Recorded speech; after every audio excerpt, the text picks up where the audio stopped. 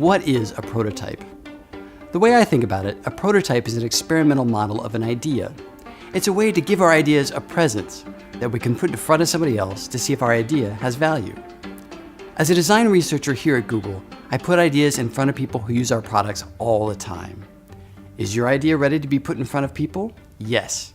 In fact, in this video series, we'll share with you several types of prototyping methods that you can use to get your ideas in front of people as soon as possible. Now, how will you know when it's right to show your idea to someone else? The fidelity of your prototype should match the fidelity of your thinking. So don't be afraid to share your prototypes early and often to get feedback to guide your next product design decision. So we put together a series of 3 videos to introduce you to various techniques we use at Google. There's sketching and paper prototyping, digital prototyping with form and principle, and native prototyping. So to get things started, let's take a look at how teams at Google take an idea in their head and make the first stroke of the pen on paper. Hi, my name is Melissa Powell, and I'm on Google's Developer Relations team. I get to work with designers, developers, and entrepreneurs both inside and outside of Google to solve some pretty tough design challenges. And I'm Miriam Sheikh, a senior user experience designer at Google. I design ad experiences to make them better and simpler to use for products such as Google Search, AdWords, and DoubleClick. And we're here to talk to you about sketching and paper prototyping. I often work in digital prototyping and graphic design tools to create high-fidelity mocks like these. But even at a high-tech company like Google, we generally start the design process with something that looks a lot more like this. By the end of the video, you should feel confident knowing when to use sketching and paper prototyping, 4 types of sketches we commonly use at Google, and 3 primary benefits of paper prototyping. Sketching is a fundamental part of the design process and can help you make key decisions about what to design. It can be as simple as drawing on a piece of paper or even a post-it note. Or you can use any of these common materials to create a more realistic sketch and share your sketch with others.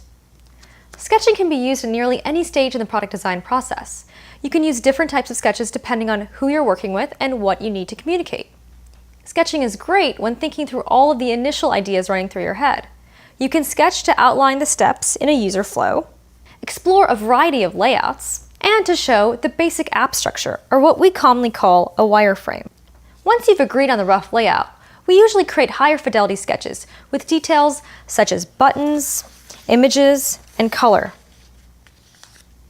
At this point, you may decide to transfer your sketches to your digital tools, but the more you can flesh out your ideas on paper, the faster you'll move on your computer. During mid-development and even post-launch, you may need to rethink your design and want to quickly visualize new ideas. So you might bust out a pen and paper even if you already have high-fidelity digital prototypes.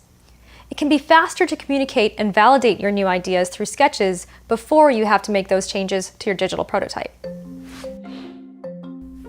In addition to sketching, another low-fidelity option is paper prototyping. Today I'll cover how paper prototyping can help you think through key user interactions, use color more purposefully, and visualize elevation and shadows.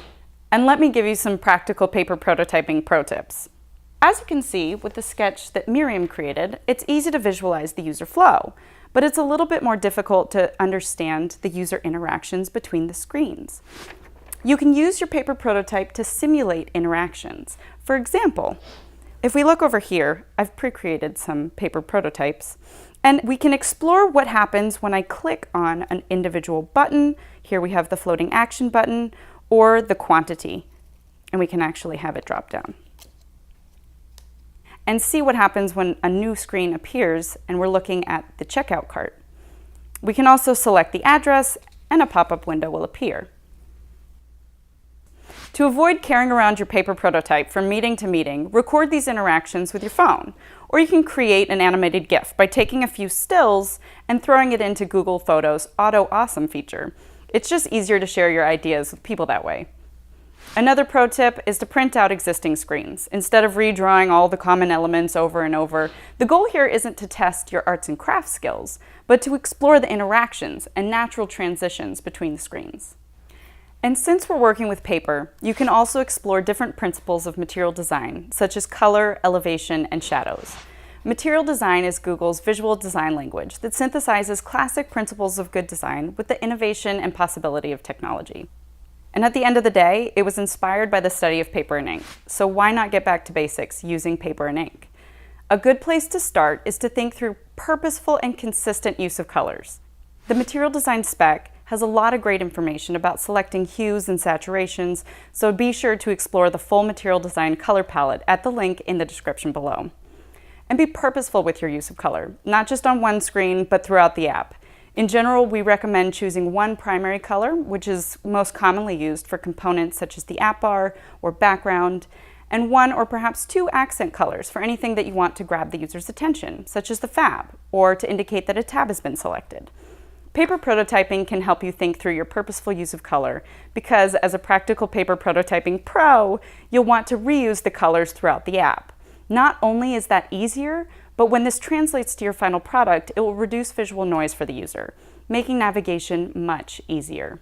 And because we're working with physical materials, be sure to make note of how the layers form shadows. Of course, we have the x-axis and the y-axis. With material design, we're encouraged to consider and make use of the z-axis, an elevation of each sheet.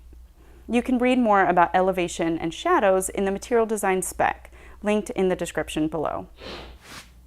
As you saw, you can use different types of sketching throughout the product design cycle to help you visualize and communicate your ideas in a lightweight fashion with user flows, rapid sketches of many layout options, wireframes, and detailed sketches with images and text.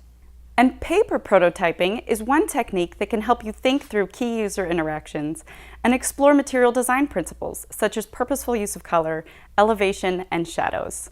Now that you've visualized your ideas on paper, you can shop them around with your teammates or users to validate your assumptions and make smarter design decisions. You can translate your sketches into higher fidelity digital mocks to build a robust prototype. To learn about making a digital prototype, check out the next video in this series.